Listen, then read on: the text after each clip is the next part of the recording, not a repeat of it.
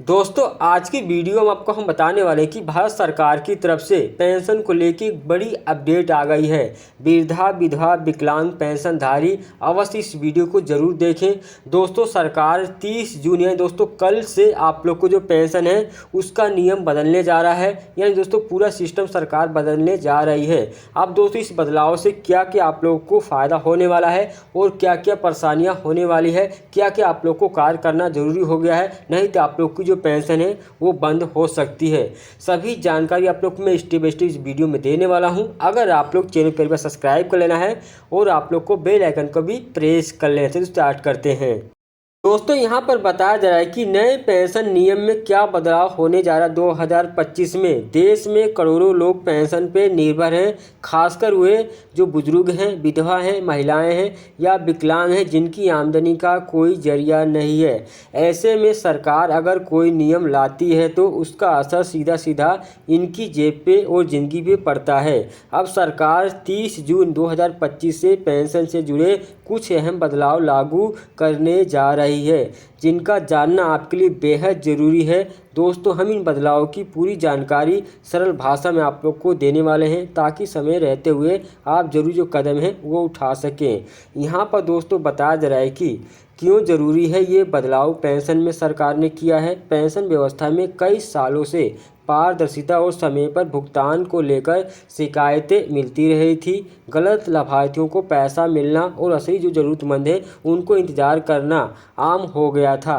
इन समस्याओं को दूर करने और प्रक्रिया को सरल, तेज और भरोसेमंद बनाने के लिए ये बदलाव जरूरी हो गए थे।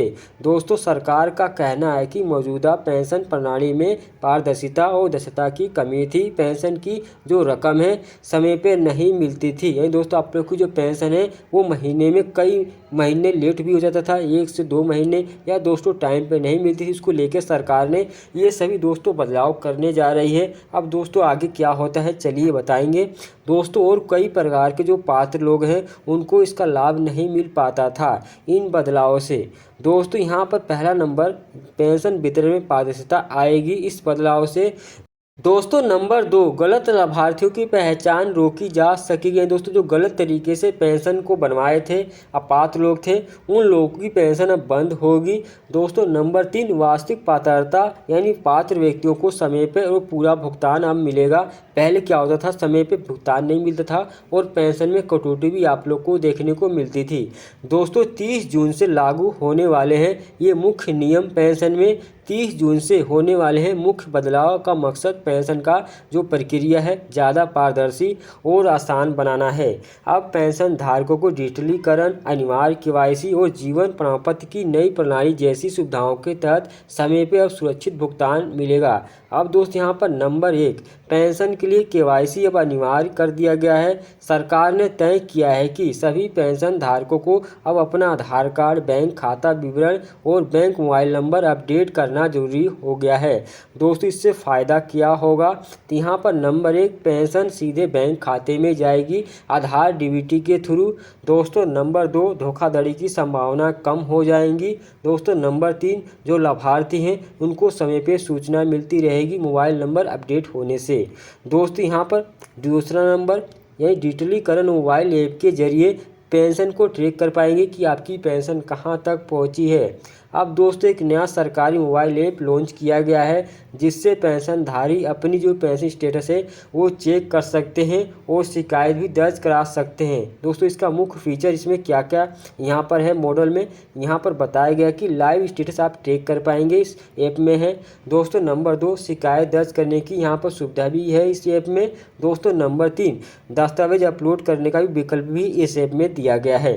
दोस्तों नंबर 3, सालाना जीवन प्रमाण पत्र की प्रक्रिया अब होगी आसान। यानी दोस्तों जब जीवन प्रमाण पत्र देने के लिए बैंक या कार्यालय जाने की आप लोग को ज़रूरत नहीं पड़ेगी। आप दोस्तों फेस ई केवाईसी के जरिए आप तकनीकी से आप घर बैठे आप यहाँ पर काम कर सकते हैं। दोस्तों आप जीवन प्रमाण पत्र अपना फेस दिखा के दोस्तों बनवा सकते हैं या खुद भी कर सकते हैं, बना सकते हैं, या दोस्त सीएससी सेंटर की मदद ले सकते हैं। दोस्तों इससे फ़ायदे आप लोग को क्या होंगे, तो यहाँ पर दोस्तों बताया गया है कि बुजुर्गों को परेशानी नहीं होगी। और दोस्तों नंबर 2, रजिस्ट्रेशन फेल होने की संभावना भी घटेगी। दोस्तों यहाँ पर किन किन लोगों को पड़ेगा इसका असर, तो यहाँ पर बताया भी गया है, यहाँ पर श्रेणी बताई गई है। यानी दोस्तों ये पड़ेगा असर, वही जो नागरिक हैं उन पर असर पड़ेगा, विधवा महिलाएं उन पर असर पड़ेगा, जो विकलांग व्यक्ति हैं उन पर असर पड़ेगा, जो ग्रामीण लाभार्थी हैं उन पर असर पड़ेगा, जो पेंशन भुगतान यहाँ पर प्रक्रिया है यहाँ पर दोस्तों उस पर बदलाव किया गया है, शिकायत निवारण और दस्तावेज अपडेट यहाँ पर। यानी दोस्तों पहले क्या होता था यहाँ पर उसके बारे में बताया, पुराने जो नियम है उसके अंतर्गत यानी दोस्तों जो वरिष्ठ नागरिक हैं उनको पहले बैंक जाकर प्रमाण पत्र यानी जीवन प्रमाण पत्र आप लोग को जमा करना होता था। लेकिन दोस्तों जो नया नियम है उसके मुताबिक आप मोबाइल के जरिए ऑनलाइन ही घर से जमा कर सकते हैं, अब आपको बैंक जाने की जरूरत नहीं पड़ेगी। उसका दोस्तों यहाँ पर जो विधवाएं महिलाएं हैं वो पहले डाक से दस्तावेज भेजा करती थी, लेकिन अब दोस्तों ऐप से अपलोड कर सकती हैं आप घर बैठे, आपको जाने की कहीं ज़रूरत नहीं पड़ेगी। जो विकलांग व्यक्ति हैं पहले हेल्पलाइन नंबर पर कॉल करना होता था, लेकिन दोस्तों अब डिजिटल केवाईसी के जरिए जरूरी हो गया है, अब आपको कॉल करने की ज़रूरत नहीं पड़ेगी और आपकी पेंशन आती रहेगी। दोस्तों ग्रामीण जो लाभार्थी हैं पहले पंचायत कार्यालय में आप लोग को जाना होता था, लेकिन दोस्तों आप CSC सेंटर से मदद ले सकते हैं, आप लोग को जाने की जरूरत नहीं पड़ी कार्यालय में। उसका दोस्त यहाँ पर पेंशन भुगतान में कभी कभी देरी हो जाती थी, आप लोग को समय पेंशन नहीं मिलती थी या 2-3 महीने आपकी जो पेंशन है वो भी रुक जाता था। अब दोस्तों यहाँ पर जो तय समय है उस पर दोस्तों जो समय है जो तारीख है उस पर आप लोग को पेंशन अब मिलेगी। दोस्तों जो नया यहाँ पर नियम चेंज हुआ है दोस्तों शिकायत निवारण है, दोस्तों पहले मैनुअल प्रक्रिया थी, लेकिन दोस्तों ऐप के जरिए डिजिटल कर दिया, ऑनलाइन कर दिए गए, आप लोग को कहीं जाने की जरूरत नहीं पड़ेगी। उसका दोस्तों यहाँ पर दस्तावेज अपडेट करना हो तो आप लोग को हर बैंक में जाना होता था, लेकिन दोस्तों आप बैंक जाने की जरूरत नहीं पड़ेगी, आप एक बार डिजिटल कर लेंगे तो आपको दोबारा करने की जरूरत नहीं पड़ेगी। दोस्तों किन किन दस्तावेजों की होगी ज़रूरत, अगर आप पेंशनधारी हैं तो नीचे दिए गए दस्तावेज पहले से तैयार रखें। तो पहला नंबर आपके पास आधार कार्ड होना चाहिए, दूसरा नंबर बैंक पासबुक की कॉपी होनी चाहिए, तीसरा नंबर मोबाइल नंबर जो आधार कार्ड से लिंक हो वो जुड़ा होना चाहिए। दोस्तों यहाँ पर चौथा नंबर जीवन प्रमाण पत्र यानी डिजिटल रूप से आप लोग के पास होना चाहिए।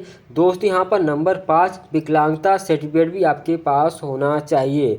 दोस्तों जो नए लाभार्थी हैं उनके लिए आवेदन प्रक्रिया में क्या यहाँ पर बदलाव किया गया है, अगर दोस्तों आप पहली बार पेंशन के लिए आवेदन करना चाहते हैं तो ये कदम अपनाएं। दोस्तों नंबर 1 अपने नज़दीकी जो भी CSC सेंटर है वहाँ पे जाएं या जो सरकारी वेबसाइट है वहाँ पे जाके आप खुद ऑनलाइन कर सकते हैं, दस्तावेज अपलोड करें और फार्म को भरें। जो आप लोग का जीवन प्रमाण पत्र है उसे आप ऑनलाइन ही जमा कर दें और दोस्तों कुछ ही दिनों में जो आप लोग की स्थिति है वो अपडेट हो जाएगी, आप लोग की पेंशन अप्रूव हो जाएगी, उसका आप लोग को पैसा मिलना स्टार्ट हो जाएगा। दोस्तों क्या नहीं बदल रहा है पेंशन के नियम में, तो यहाँ पर दोस्तों नंबर 1 पेंशन की जो रकम है उसमें फ़िलहाल कोई बदलाव नहीं किया गया है। दोस्तों कई राज्यों में पेंशन में बदलाव किया गया है, उनको जो रकम है वो पेंशन की बढ़ोतरी की गई है, लेकिन दोस्तों बहुत से राज्यों में पेंशन की बढ़ोतरी नहीं हुई है। दोस्तों इसके बारे में यहाँ पर बताया गया है। दोस्तों पात्रता की आय सीमा वही रहेगी, जो आपकी पहले एज थी वही रहेगी, यहाँ पर जो पहले थी अभी कोई बदलाव नहीं हुआ है यहाँ पर नए नियम में। दोस्तों यहाँ पर राज्य सरकारों की जो योजनाएं थी वो यथावत चलती रहेंगी, उसमें भी बदलाव नहीं हुआ है। दोस्तों ध्यान देने वाली जो योग्य बातें हैं यहाँ पर कुछ है बताया गया है, 30 जून से पहले आप लोग को KYC पूरा कर लेना, वरना आपकी जो पेंशन है वो रुक सकती है। दोस्तों मोबाइल नंबर अपडेट ज़रूर कर लें, इसकी वजह से भी आप लोग की जो पेंशन रुक सकती है। दोस्तों नंबर 3 अगर पेंशन ना आए तो मोबाइल ऐप या दोस्तों हेल्पलाइन नंबर पे तुरंत आप शिकायत भी कर सकते हैं।